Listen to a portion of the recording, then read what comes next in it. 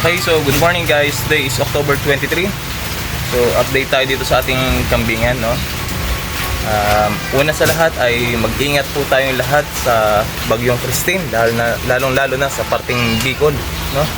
So sana po ay lahat is makasurvive, lahat ay wala naman masyadong masama nangyari at malagpasan ang sakunang ito, no? So bilang sa magkakambing, share ko rin po kung ano yung ating routine kapag ganitong may mabagyo. So napakahalaga po sa atin na meron tayong imbak, kasi napakahirap po napakainin ng ating alaga ng basang damo o basang kinumpay. Kasi kapag kabasa yung kanilang damo ay possible po na magtais sila, ano? So yan, meron tayong corn silage. Ito po is yung giniling na mais. Giniling na puno na mais kasama yung bunga. Para ka na rin nagpakain po nito ng feeds kasi meron siyang mga butil na mais. Kasama pa pati manok sa pagkakain nila. Si red velvet. Iba po kasi kapag nasanay ang ating kambing sa corn silage, no? In case na sakuna, meron tayong may papakain. Kasi po kung ang ating kambing ay hindi natin sasanayin sa silage, pero bumili tayo ng silage, then kapag ipapakain lang nito sa oras ng sakuna, nang hindi pa sila napapractice, ay hindi po agad ito kakain, sigurado. Ang pagbibigay po kasi nito is konti-unti lang sa una, o yung pag-i-introduce, konti lang, hindi biglaan. So yan sila, naka-ready na. Meron pa tayo dyang 6.5 sako ng silage.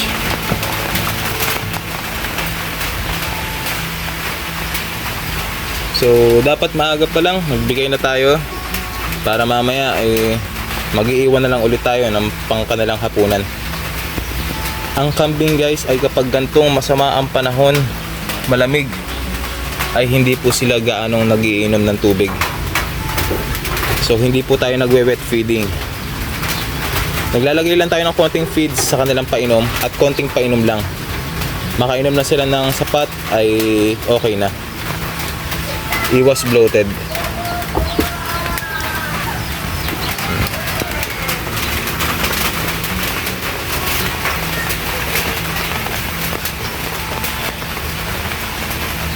Kita nyo kung gaano sila patakaw sa corn silage.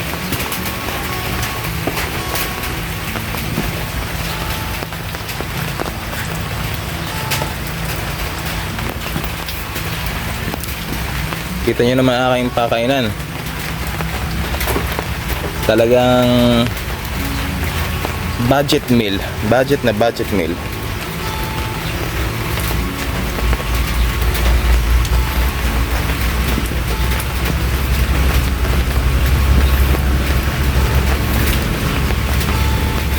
Medyo tumitikwas lang talaga yung balahibo nitong isa.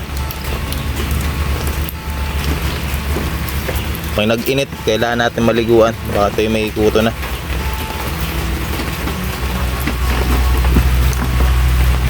Tsaka sinusuwag kasi nila ito. Sinusuwag niya lagi itong iba. Pakita nyo, kapag dumating siya, alisan yung tatlo. Bully to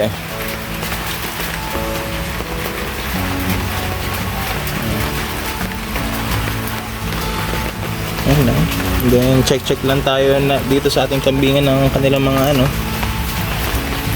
nararamdaman.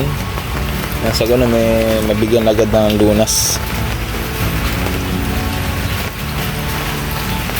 Ito guys yung corn silage natin. Ayan. Ang laman po na ito sa isang bag na ito is 25 kilo. Nabili ko siya sa halagang 120 pesos ang isang sako, ang isang bag.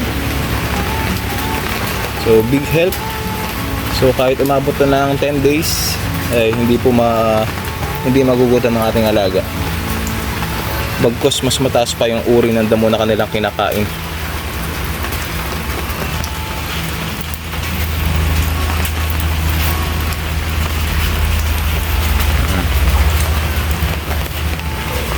Ito, araw na lang binibilang natin dito.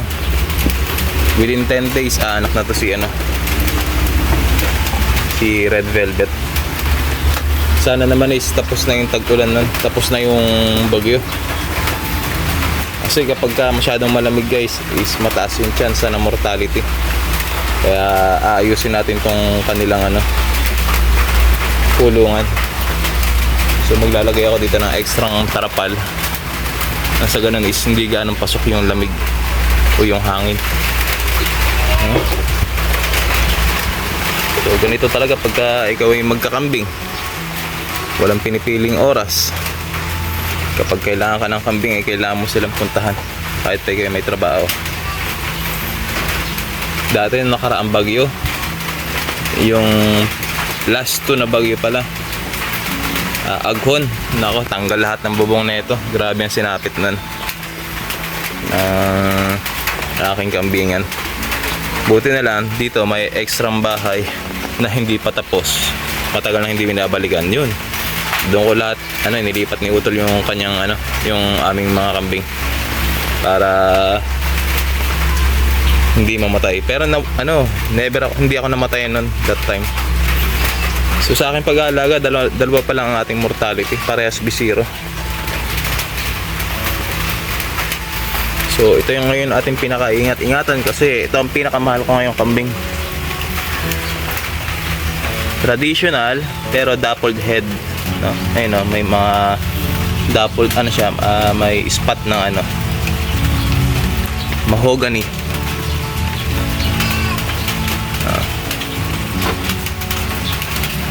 So, ang na-expect natin dito kay Red Velvet is minimum of twins na anak. Dahil is unang anak niya 2, pangalawang anak niya is 3.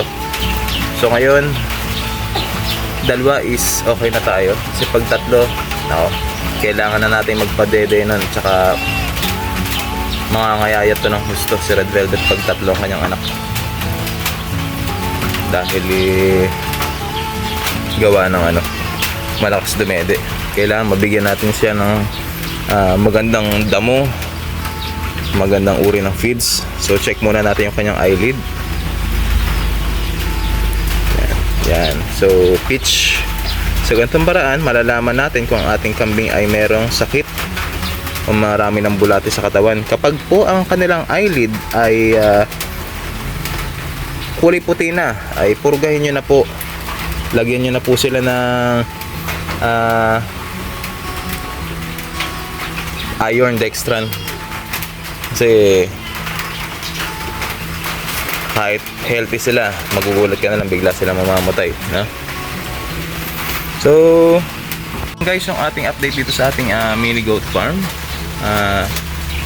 Sana po ay napanood nyo na buo ang aking simpleng pag-share ng aking kambingan. At please like and subscribe to my YouTube channel, and comment naman po kayo kung taga saan kayo. Nasa ganun is malaman ko kung saan ba umabot ang aking video. Okay, so maraming po salamat at nawa ay ligtas po tayong lahat. Thank you po.